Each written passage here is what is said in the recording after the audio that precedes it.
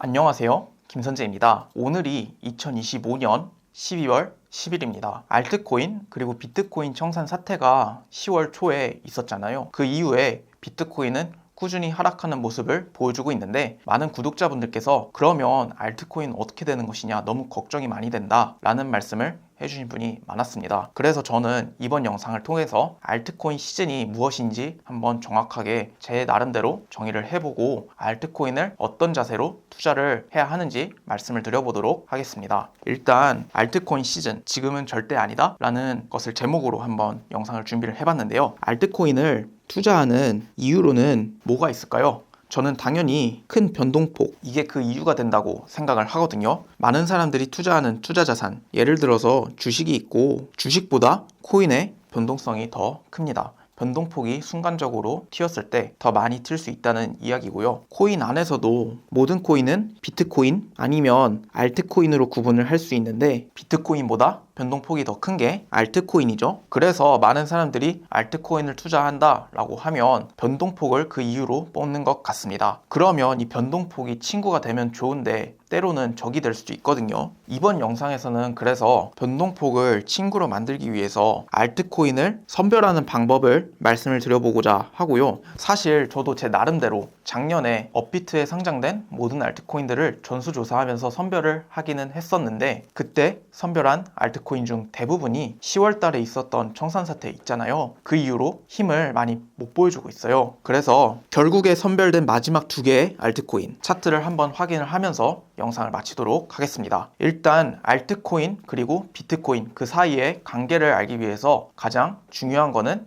비트코인 도미넌스입니다. 비트코인 도미넌스를 알아야 하는 이유는 알트코인 장을 정의하기 위해서 필요하다고 생각을 하거든요. 비트코인 도미넌스의 개념은 가상화폐 시가총액이 분모로 들어가고 비트코인 시가총액이 분자로 들어갑니다. 그러면 이들 사이의 관계가 어떻게 되느냐, 가장 확실한 관계를 말씀을 드려볼 건데요. 비트코인 시가총액이 있고 알트코인 시총이 있고 비트코인 도미넌스가 있다고 할 때, 비트코인 시총이 올라도 알트코인 시총이 더 많이 올라가서 가상화폐 시가총액이 더 커진다면 비트코인 도미넌스는 하락할 수 있습니다. 이게 분모 분자의 관계에 의해서 당연히 이렇게 되는 거고요. 비트코인 시총이 떨어진다고 하더라도 알트코인 시가총액이 더 많은 비율로, 더 큰 비율로 줄어들게 된다면 비트코인 도미넌스가 상승할 수 있습니다. 그래서 제가 주의 깊게 살펴볼 부분은, 이때 비트코인 도미넌스가 거의 사상 최고치를 찍었었거든요. 이때부터 급락했었던 이 구간을 한번 살펴볼 거고요. 바닥에서부터 이렇게 일종의 상승 추세를 갖고 오르는 이 구간을 두 번째로 한번 살펴보려고 합니다. 비트코인 도미넌스, 아까 그 공식을 말씀을 드렸는데요. 이번에도 한번 적고 시작을 하겠습니다. 가상화폐 시총이 분모에 들어가고 비트코인 시총이 분자에 들어가는 형태입니다. 이때 아까 제가 비트코인 도미넌스가 거의 역대 최고점을 찍었을 때부터 저점을 기록할 때까지 많이 하락하는 모습을 보여줬는데, 이때를 한번 살펴본다고 말씀을 드렸잖아요. 정말 급락하는 모습을 확인을 하실 수 있는데, 이때 비트코인 가격은 정말 많이 오르다가 고점 근처에서 횡보를 하는 모습을 보여주고 있습니다. 이때 비트코인 도미넌스가 최고점 대비 마이너스 46%를 기록을 했어요. 그런데 비트코인이 상승한 양은 155% 정도 되거든요. 이렇게 했을 때 가상화폐 시총은 얼마나 상승해야 하느냐? 372%입니다. 그런데 가상화폐라는 개념이 비트코인과 알트코인을 합한 개념이잖아요. 비트코인이 155% 상승했는데 가상화폐의 시총이 372% 상승을 하려면 알트코인은 372%보다 훨씬 더 많이 상승을 해야 하는 거죠. 그러니까 특정 알트코인이 뭐 다 372% 이상 상승을 했다고 볼 수는 없지만, 알트코인들 중에서 어떤 거는 정말 1000%가 넘는 상승을 보여준 것도 있을 텐데, 알트코인들, 비트코인을 제외한 나머지 코인을 전부 다 알트코인이라고 뒀을 때 그 알트코인의 집단이 372%보다 훨씬 더 상승한 것은 확실하다라는 점을 말씀드리고 싶습니다. 그래서 많은 사람들이 비트코인 말고 알트코인을 투자하는 이유가 이 기간에 대한 추억이라고 생각을 하거든요. 다시 이런 알트코인 시즌이 올 수 있을지는 모르겠지만, 이전에 알트코인이 비트코인이 폭발함에도 불구하고 알트코인은 더 폭발하는 모습을 보여줬기 때문에 혹시 이런 시기가 또 올 수 있지 않을까 라고 생각을 하시면서 알트코인을 투자한다고 생각합니다. 그리고 아까 제가 말씀드렸던 두 번째 구간을 한번 살펴볼 건데요. 이 구간이 지금이랑 더 가까운 시기이기 때문에 더 중요한 구간입니다. 또 비트코인 도미넌스의 개념, 공식을 한번 적어보고 가겠습니다. 비트코인 도미넌스는 가상화폐 시총이 분모로 내려가고 비트코인 시총이 분자로 올라갑니다. 이것을 확실하게 기억을 해주시고, 이때 비트코인 도미넌스가 2023년 이후에 비트코인이 대체로 상승하던 기간이거든요. 이때 비트코인 도미넌스도 대체로 상승을 합니다. 제가 이렇게 노란색 동그라미로 표시한 두 구간은 제가 흰색으로 상승 추세선을 그었는데 그 추세선을 이탈하는 구간이고요. 이렇게 이탈할 때 비트코인 가격도 상승하는 모습을 보여줬고 당시에 역대 최고점 근처에서 올라주는 모습을 보여줬습니다. 그러니까 2023년 이후에 비트코인 상승장에서 알트코인의 영향력이 커진 시기에는 비트코인도 역대 최고점 근처에서 상승하고 있었던 시기라는 것을 말씀을 드리고 싶습니다. 그런데 다시 비트코인 도미넌스로 넘어와서 2023년 이후에 비트코인 도미넌스가 대체로 상승하는 모습을 보여줬는데 비트코인 가격도 대체로 상승하는 모습을 보여줬죠. 그러면 여기서 좀 어떻게 해석을 해야 하느냐? 비트코인 도미넌스가 대체로 상승을 하는 모습을 보여줬고 비트코인 가격이 상승을 했으니까 비트코인 시총도 상승을 했을 거 아니에요. 그러면 가상화폐 시총은 확실한 거는 비트코인 상승에 비해서 제한됐다 아니면 오히려 하락했다 라는 점을 알 수가 있습니다. 저희가 비트코인을 투자하지 않고 만약에 알트코인을 투자하시는 분이라면 그 알트코인 투자의 목적은 비트코인보다 큰 변동성에 있는데 비트코인이 오르는 동안 가상화폐 시총, 그러니까 알트코인의 시총이 더 많이 오르지 못했다는 이유는 사람들의 알트코인 기대감이 많이 안 좋아졌다 라는 점을 생각을 해볼 수가 있거든요. 생각을 해보면 지난 3년이 넘는 기간 동안 알트코인은 정말 무수히 많이 상장이 됐잖아요. 그렇게 알트코인의 개수는 정말 무제한적으로 늘어나고 있는데 그 시총의 상승분이 제한적이었다고 하면 알트코인 중에서 일부만 올랐거나 대부분의 경우에 비트코인이 상승하는 만큼 상승을 못해줘서 우리가 알트코인을 투자하는 이유, 비트코인보다 큰 변동성, 이거를 제대로 활용하지 못했던 시기라는 점을 말씀드리고 싶습니다. 다시 한번 비트코인 도미넌스를 적어보겠습니다. 가상화폐 시총이 분모에 들어가고 비트코인 시총이 분자에 들어갑니다. 2023년 이후에 비트코인 상승장에서 비트코인 도미넌스는 상승하는 모습을 보여줬고 비트코인도 가격이 8배 가까이 올랐기 때문에 비트코인 시총도 상승하는 모습을 보여줬는데 가상화폐 총 시총은 오히려 감소한 모습이죠. 비트코인의 상승분보다 제한이 됐기 때문입니다. 그래서 우리는 알트코인에 대한 기대감이 많이 줄어들었다라는 것을 확인을 할 수 있고 그래서 정말 오를 수 있는 알트코인을 선별하는 게 중요하다고 말씀을 드리고 싶은데요.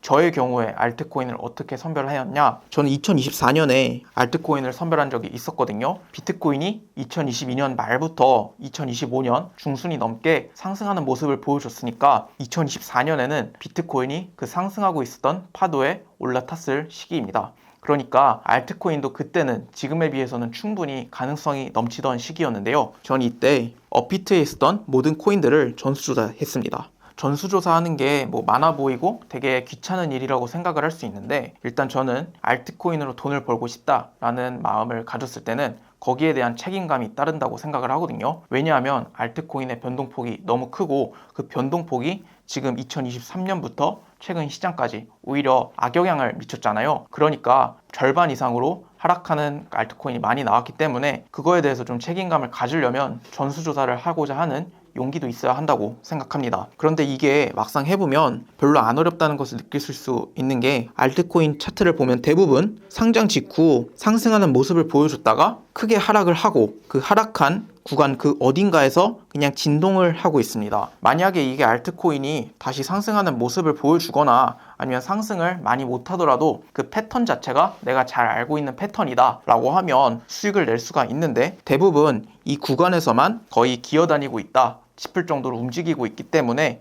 이런 코인들 잘 모르겠으니까 전부 제거하자 라고 생각하면 첫 번째 단계에서 굉장히 많은 것들을 소거를 할 수가 있거든요. 그렇기 때문에 꼭 전수조사, 생각보다 시간 별로 안 걸립니다. 그러니까 꼭 해주셨으면 좋겠고, 두 번째 스텝으로 저는 이렇게 파동을 보잖아요. 이 중에서 2단계 그리고 2단계 있는 것들을 유심히 살펴봅니다. 3파 안에서도 1, 2, 3, 4, 5가 나오니까 특히 여기 안에서도 4, 5단계를 좀 보면 좋고요. 이렇게 되면 비트코인이 다음 파동이 상승 파동을 앞두고 있으니까 알트코인도 상승을 할 수 있겠다, 아니면 알트코인도 이제 조정이 끝나고 상승하겠구나 라고 생각할 수 있는 구간들입니다. 마지막으로 시가총액을 보는데 저는 당시에 10조를 기준으로 삼았거든요. 그런데 2025년 10월 청산 사태 이후 10조도 좀 부족할 수 있겠구나 라는 생각이 들었습니다. 왜냐하면 제가 선별해놨던 대부분의 코인들 중에서 제대로 상승을 하지 못하고 다시 청산 사태 이후에 좀 많이 하락 추세로 전환이 되면서 이게 언제쯤 다시 고점을 회복할 수 있을까, 이런 것에 대해서 회의감을 갖게 된 코인들이 많았거든요. 그래서 결국 제가 선별한 코인은 솔라나랑 이더리움 정도가 있는 것 같습니다. 그러면 솔라나 차트를 한번 간단하게 살펴볼까요? 솔라나가 이 시점에 고점을 한번 갱신을 했습니다. 고점을 갱신하기 위해서 앞에 파동이 자세히 나타나진 않았지만 상승하는 파동이 있었을 거고, 그 상승하는 파동을 되돌리는 조정 파동이 나타났는데 그 조정 파동의 규모가 굉장히 컸었던 것이죠. 이 조정 파동도 이렇게 하이 파동으로 분석이 됩니다. 만약에 솔라나가 이 구간에서만 끝나거나 아니면 이 이후에 바닥 근처에서 진동하는 모습만을 보여줬다면 솔라나도 그렇게 투자하기 매력적인 자산은 아니었을 텐데, 여기 이렇게 보시면 여기서부터 이렇게 상승 파동을 하나 그리고 앞선 모양과 함께 연결해서 보면 이렇게 임펄스 파동 모양으로 상승한다 보이잖아요. 그래서 솔라나도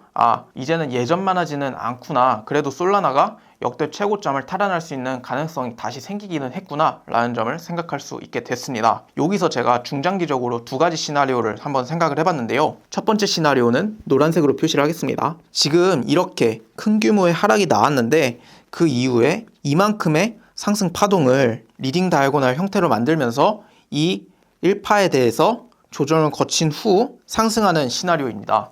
그 시나리오가 깨지는 지점은 이전 저점이고요.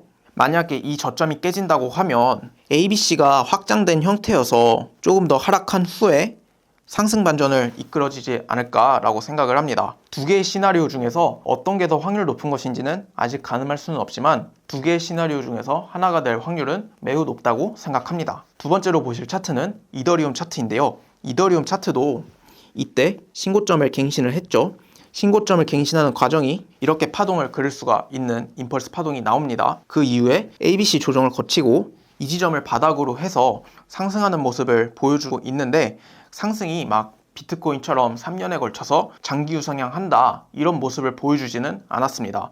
그래도 파동 분석을 한번 해보면 여기서부터 이렇게 하나의 파동이 보이고 앞과 뒤를 연결해서 여기서 하나의 파동이 상승 파동이 종결이 되구나 라는 것을 확인을 하실 수 있습니다. 그래서 바닥에서부터 주황색 네모 부분까지 상승한 것에 대해서 되돌림이 빠르게 나왔고요. 여기서부터 역대 최고점까지 연두색으로 표시를 해보겠습니다. 연두색 모양까지 이렇게 임펄스 파동 모양을 그리면서 지금은 이 연두색 모양의 임펄스 모양에 대해서 조정을 거치고 앞으로 좀 비트코인이 상승하는 시기에 맞춰서 좀 반등이 오지 않을까 생각하고 있습니다. 알트코인을 투자하려면 위험이라는 요소를 꼭 생각을 해야 한다고 생각합니다. 비트코인보다 변동폭이 크다. 이 말이 꼭 비트코인보다 더 많이 상승한다 를 의미하지는 않았거든요. 아까 비트코인 도미넌스를 살펴보았을 때도 비트코인 도미넌스가 올랐는데 비트코인 시가총액도 오른 상태다. 전체 가상화폐 시가총액은 비트코인이 오른 것보다 적게 오르거나 아니면 오히려 하락했다라는 점을 알 수가 있잖아요. 그러니까 변동폭이 크다고 해서 비트코인보다 더 많이 상승할 것이라는 생각은 하지 않으셨으면 좋겠고, 꼭 전수조사를 하셨으면 좋겠습니다. 이거는 책임감이라고 생각을 하거든요. 어차피 대부분의 차트가 이렇게 상승하다가 급락하고 저점 근처에서 진동하는 모습을 보여주고 있기 때문에 이런 코인들은 대부분 즉시 보자마자 소거가 됩니다. 그러니까 이 전수조사하는 시간도 생각보다 오래 안 걸리니까 전수조사를 해보시고요. 그 중에서 내가 잘 알고 있는 패턴이 진행되고 있는가를 확인을 해주신 다음에 마지막으로 시총을 통해서 주요 코인들만 남기시면 알트코인을 잘 선별할 수 있지 않을까 생각합니다. 이번 영상은 많은 구독자분들께서 10월 이후에 비트코인이 하락하면서 알트코인도 정말 많이 하락하는 모습을 보여줬는데 거기에 대한 걱정, 그리고 그래도 많이 하락했으니까 나중에는 다시 상승할 수 있지 않을까 하는 기대감을 바탕으로 만들어진 영상인데요. 많은 도움이 됐으면 좋겠고요. 제가 이렇게 구독자분들의 질문을 반영해서 영상을 제작하니까 구독, 좋아요, 알림 설정까지 부탁드립니다. 감사합니다.